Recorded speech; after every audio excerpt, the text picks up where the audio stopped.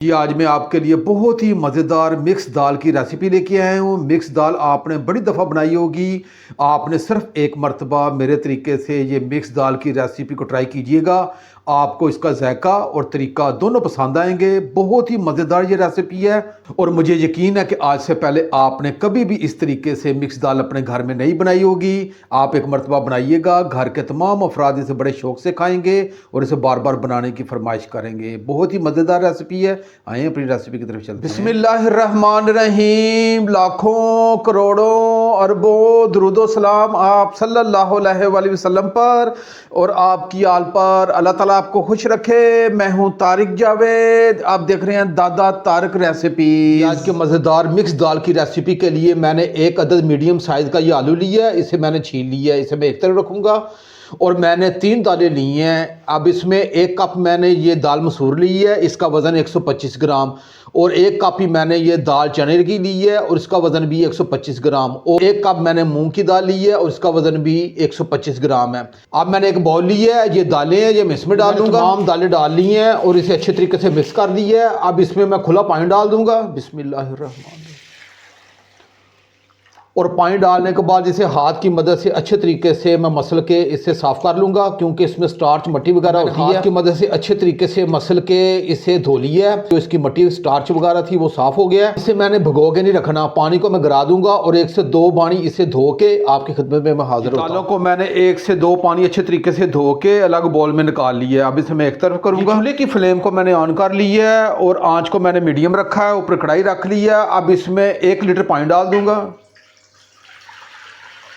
1 litre पानी डालने के बाद ये हमारी जो दालें हैं, मिक्स दालें हैं, ये मैं डाल दूंगा। दालें डालने के बाद ½ टी स्पून इसमें मैं हल्दी डाल दूंगा और इसे अच्छी तरीके से मिक्स करूंगा। मैंने 7 से 8 अदद ये साबुत काली मिर्च ली है, ½ टी स्पून मैंने जीरा लिया है और 3 टुकड़े मैंने छोटे ये दालचीनी के लिए हैं। 2 अदद मैंने लौंग लिए हैं, 1 बड़ी इलायची ली है, ये डाल दूंगा जी। मसाले डाल के मैं अच्छे तरीके से मिक्स करूंगा। अब मैंने 1 अदद ये मीडियम साइज़ का ये आलू लिया है, ये भी इसके अंदर डाल दूंगा। आज मेरे तरीके से आपने ये दाल बनानी है, इंशाल्लाह आप कहेंगे कि वाकई दादा तारिक भाई ने कोई रेसिपी दी है। आपने ये आलू का लाजमी इस्तेमाल करना है, इसका बहुत ही जायका कमाल का उभर के आएगा। और मेरी वीडियो को आखिर तक वॉच कीजिएगा, क्योंकि आज की रेसिपी बहुत ख़ास होने जा रही है। अब इसे मीडियम आंच पे मैं 7 से 8 मिनट के लिए कुक करूँगा और ये हमारा आलू है ये भी अच्छे तरीके से कुक हो जाएगा और ये दालें हमारी ये भी अच्छे तरीके से कुक हो जाएंगी। और ये 2 से 3 मिनट के बाद इसके ऊपर थोड़ी सी झाग आएगी, वो मैंने उतार देनी है। आंच पे मुझे पकाते हुए अभी सिर्फ 3 मिनट हो गए हैं और आपको ये इसके ऊपर झाग नज़र आ रही होगी। ये झाग को हमने हर हाल में इसे निकाल देना है, क्योंकि इसका कोई फ़ायदा नहीं है। ये सेहत के लिहाज से भी नुकसानदेह है और ये दाल के जायके को भी ख़राब करेगी। इसलिए इसके ऊपर जो झाग है ये मैं निकाल दूंगा जी। मैंने दाल में से झाग को निकाल दिया। अब ये 5 से 6 मिनट के लिए इसे मज़ीद कुक करूँगा। दाल को पकाते हुए मुझे तकरीबन टोटल 8 से 9 मिनट हो गए हैं। अब इसका ढक्कन उठा के चेक कर लेते हैं। ये रही हमारी मुकम्मल दाल, ये कुक हो चुकी है। और ये आपको करीब से भी आपको चेक करवाता हूँ। ये दाल मसूर और मूंग आपको बिल्कुल एक जान दाल नज़र आ रही है। और जो चने की दाल है ये हमने थोड़ी सी खड़ी रखनी है। खड़ी से मुराद है कि हमने इसे गला लेना है, लेकिन ये खड़ी खड़ी थोड़ी सी रहेगी, ये अच्छी लगेगी। और ये हमारा आलू है ये भी अच्छे तरीके से कुक हो चुका है। अब ये आलू को बाहर निकाल लूँगा और ये दाल है इसे मैं अलग। चूल्हे की फ्लेम को मैंने ऑन कर लिया है, ऊपर कढ़ाई रख ली है। अब इसमें ½ कप से थोड़ा सा कम ये मैं ऑयल डाल दूँगा जी। ऑयल डालने के बाद मैंने 2 अदद मीडियम साइज़ के ये प्याज लिए हैं, इन्हें मैंने रफली काट लिया, ये डाल दूंगा और इसे अच्छे तरीके से मिक्स करूंगा और इसे 3 से 4 मिनट के लिए फ्राई करूंगा। इससे मैंने हल्का सा सुनहरी कलर लेके आना है। जो दाल को हमने कुक किया है उसके अंदर जो पानी है वो इसमें हम इस्तेमाल करेंगे, इसलिए मैंने थोड़ा सा पानी ज़्यादा डाला था। प्याज़ों को फ्राई करते हुए मुझे 3 से 4 मिनट हो गए हैं और ये बेहतरीन हमारे प्याज हल्के से सुनहरी हो चुके हैं। आपने इससे ज़्यादा जलाना नहीं है। मैं थोड़ा सा आपको करीब से भी चेक करवाता हूँ, ये देखिएगा। अब ये थोड़ा सा पानी इसलिए डालूंगा ताकि हमारे प्याज ज़्यादा डार्क ब्राउन ना हो जाए।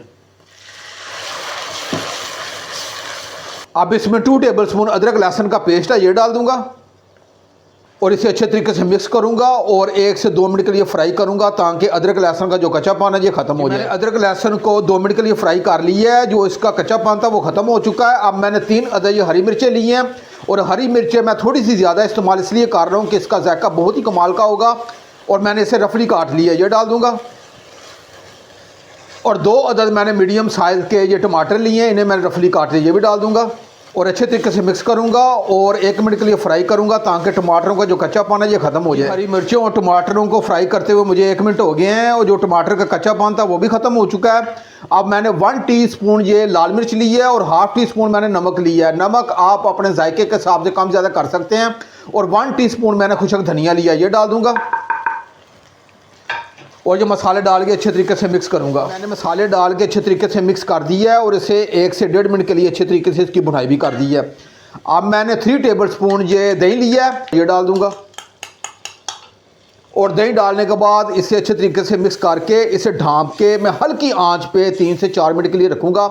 आपने पानी नहीं डालना ताकि तमाम मसाला ये एक जान हो जाए। 3 से 4 मिनट के बाद इंशाल्लाह मिलते हैं जी। मसाले को ढाँप के रखे हुए मुझे 4 से 5 मिनट हो गए। अब इसका ढक्कन उठा के चेक कर लीजिए, ये हमारा बेहतरीन ये मसाला ये कुक हो चुका है। अब ये चूल्हे की फ्लेम को मैं हाई करूँगा और इसे 2 मिनट के लिए इसकी भुनाई करूँगा। मैंने मसाले की 2 से 3 मिनट अच्छे तरीके से भुनाई कर दी है और इसका जो ऑयल था वो भी अलग होना शुरू हो गया है। ये आलू है जिसे हमने उबाल लिया था, उसे मैंने चम्मच के जरिए बारीक मैच कर लिया था, ये डाल दूंगा और आलू डालने के बाद इस मसाले में इसे मिक्स करूंगा और इसे 1 मिनट के लिए इस मसाले में इसकी भुनाई कर दूंगा। कैसी ज़बरदस्त रेसिपी है।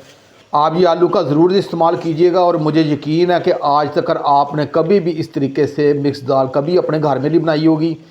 ये बनाइएगा, घर के तमाम अफराद बड़े शौक़ से खाएंगे। मैंने आलू को मिक्स करके इसकी इस मसाले में तकरीबन 1.5 मिनट के लिए भुनाई कर ली है। हमारी दाल है, ये पानी समेत इसमें मैं डाल दूँगा, बिस्मिल्लाह। और दाल डालने के बाद इसे अच्छे तरीके से मिक्स करूँगा।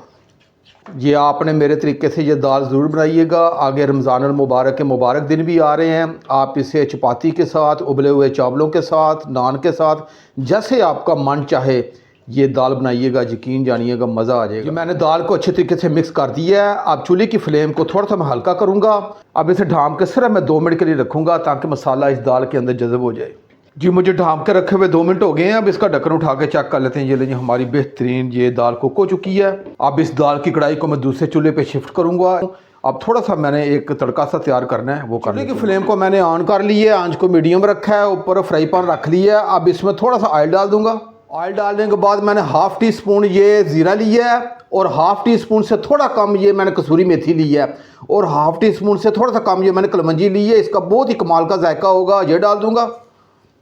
और मैंने 3 अदद ये हरी मिर्चें साबुत ली है, ये डाल दूंगा। इन तमाम को मैं सिर्फ 10 से 15 सेकंड के लिए फ्राई करूंगा, इससे ज़्यादा आपने फ्राई नहीं करना जी। मैंने तमाम चीज़ों को तकरीबन 15 सेकंड के लिए फ्राई कर लिया है। इस दाल में डाल दूंगा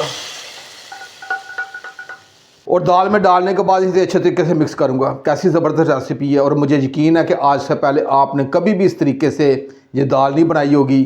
बहुत ही प्यारी सी खुशबू इस वक्त मेरे पूरे किचन में महक चुकी है और मैं आपको गारंटी के साथ कह सकता हूं कि आज से पहले आपने इस तरीके से कभी भी ये दाल नहीं बनाई होगी। ये बनाइएगा, घर के तमाम अफराद बड़े शौक़ से खाएंगे। अगर मैं ये ½ टीस्पून से थोड़ा सा कम ये गर्म मसाला ये डाल दूंगा और ये थोड़ा सा धनिया ये ऊपर से डाल दूंगा। एक मरतबा मैं चम्मच के जरिए अच्छे तरीके से मिक्स करूंगा और ये 1 से 2 मिनट के लिए मैं ऐसे ढाँप के रखूंगा ताकि इसका जो ऑयल है, इसकी रौनक है, वो ऊपर आ जाए। फिर मैं आपको बिल्कुल करीब से भी चेक करूँगा। दाल को ढाँप के रखे हुए 2 मिनट हो गए हैं। अब इसका ढक्कन उठा के ये लें, ये हमारी बेहतरीन ये दाल कुक हो चुकी है और मैं आपको बिल्कुल करीब से भी चेक करवाता हूँ। ये देखिएगा कैसी ज़बरदस्त किस्म की ये दाल कुक हुई है। इसका जायका भी बड़ा कमाल का होगा और मुझे यकीन है कि आपको ये रेसिपी पसंद आएगी।